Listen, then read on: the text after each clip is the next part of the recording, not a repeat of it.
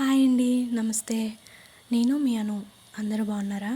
ఇవాళ వీడియోలో సేమియా ఉప్మా ఎలా తయారు చేసుకోవాలో చూద్దాం. ముందుగా స్టవ్ ఆన్ చేసుకుని నెయ్యి వేడి చేసుకుని నేతిలో కొన్ని ఆవాలు వేసుకోవాలి. పావు స్పూన్ వేసుకున్నాను. కొన్ని వేరుశనగగుళ్ళు వేసుకోవాలి. తర్వాత 1 స్పూన్ పచ్చిశనగపప్పు వేసుకోవాలి.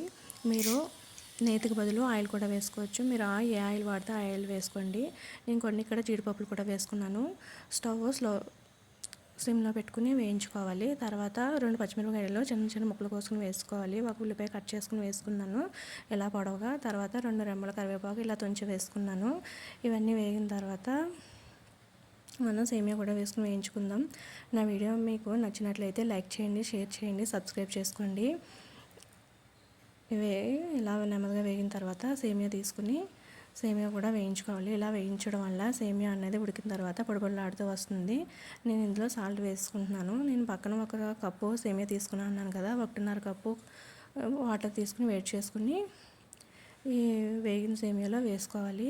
ఇలా వేసుకున్న తర్వాత మనం సాల్ట్ సరిపోయిందో లేదో అడ్జస్ట్ చూసుకుంటే, సరిపోయిందో లేదో చూసుకుని కొంచెం కావాలంటే వేసుకోవచ్చు. ఇలా మీడియం ఫ్లేమ్లో పెట్టి ఉడికించుకుంటే సేమియా అనేది ఇలా పొడిపొడిలాడుతూ ఉడుకుతుందండి. అంతేనండి, సేమియా రెడీ.